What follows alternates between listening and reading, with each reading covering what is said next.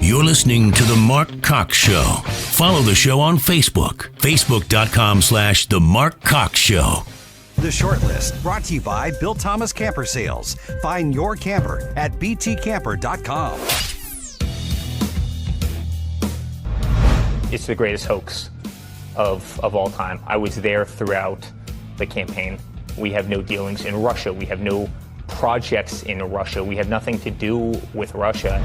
There are 7 people dead in London. There are 48 people, half of them in the ICU, in hospital, and we're talking about tweets.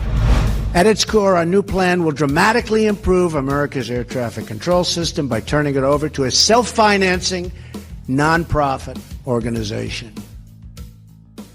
So we're going to privatize the air traffic control system, according to the president. That's interesting, but people didn't seem to be focusing too much on that today. They were focusing on his tweets about the travel ban. He called it a travel ban. What difference does it make? I mean, not to quote Hillary Clinton here, but, you know, quite frankly, whether you call it a travel ban or a 90-day delay for travel to these countries, effectively for the duration of it, travel from those 6 countries would be banned. What's wrong with calling it a travel ban? And hasn't the original travel ban time frame already passed since this has been in court? Well, I think that it would be whenever from the time it was probably suspended, right? Well, I'm saying what was supposed to be a 6-month ban? I thought it was 90 days. 90 days? I think it's 90 days. The 90 days has passed a couple of times over. Yeah, it was interesting to hear Gorka go on about this and with Cuomo this weekend because, you know, obviously these two are going to disagree on this, and it's interesting because Cuomo can't hold a candle to Cuomo can't hold a candle to Gorka from a capacity standpoint. But to listen to them argue about this, Gorka said, listen, the president has the constitutional authority to stop anyone or any group he wants from coming to the United States. And Cuomo's all hung up on, but he's targeting Muslims. And Gorka just eviscerated him. Oh, I thought you was going to play. No, he eviscerated him. I'm just wondering why are we worried about offending the sensibilities of people from countries that are on terrorist lists? Is what I don't understand. Yeah. You know, if you're offended because you're from Syria or you're from Yemen or somewhere, and we don't want you in, tough. Well, I'll let you listen to part of it. Here you go. Yeah, I thought you were about to Do one thing. We're not here to discuss your spin. We're here to protect Americans. So answer me this question. When the last administration forbade the State Department from looking at the public postings on the Facebook pages of foreigners applying for visas to America, do you think that was a good move? I think that you have to judge the administrations by how safe. Oh, but yes, look, it's not for me to opine on an administration's you're opining the whole time about nature. The Trump administration. If there are questions about the intentions, you're opining the whole time. Your show is opining. It is. I'm not opining. I'm asking you questions, and I'm pushing back on your own arguments, and you're good at making them. It's not for me to opine on whether something the Obama administration did was good or bad. But he spends his whole show opining on whether something the Trump administration is doing is good or bad. Yeah. Now, here's the difference. Chris Cuomo anchors a news program. Right. He doesn't anchor an opinion show like Sean Hannity or me or anyone else. So he's really Gorka stripped the emperor clean there. He has no clothes in here. Gorka proved that he was basically giving the Democratic talking points about Trump saying something during the campaign, and that must be why he's doing this now. Chris Cuomo has taken the tack that many of the liberals have to defeat terrorism, that if we don't offend these people and we act like we're nice to them and that we love them and that we understand that the people that are blowing everybody up are not part of your religion, that you're different, that if we can just get that message across to them, that we can end terrorism, which we all know is... Yeah. You know, and all these terrorist attacks that you're talking about, you know, people are forgetting this 3 or 4 in the last couple weeks. It's Ramadan, and Ramadan is like full moon for the jihadis. They just go nuts during Ramadan. You're going to have attacks going all the time. Yeah, this is what it reminds me of. That wasn't insulting. No, not at all. No.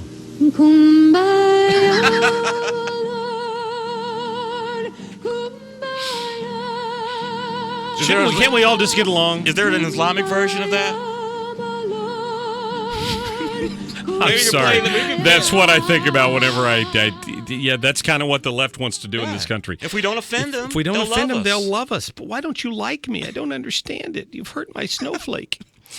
Phil, thanks for holding on. You're on the air with Mark and Chris. Hey, thanks, Mark. How you doing? I'm great, thank you. I know journalists don't want to give up their sources when they get stories, but I'm getting sick and tired of hearing my sources are sources. All that is that I made it up, and I'm going to use my sources as the people I got it from, even though I made it up. It's bull. It's just complete bull. Well, I'm tired of hearing it. If anybody, when I hear a news organization, when I hear anybody say, well, my sources say it's this way, I don't believe a word they say, because you know what? If it's so damaging and they're so right and the people, their sources are so right, then why are they afraid to show their face and put them out there in the public and say, here's my source, here's the guy that says this is true? They won't do it because it's all bull and lies. Well, and one other thing, Mark. Yeah, go ahead. Conservatives and the people I hang around with, we're all resisting the Democrats and the fascist left, and we're going to resist them, and we're going to fight them, and we're going to win.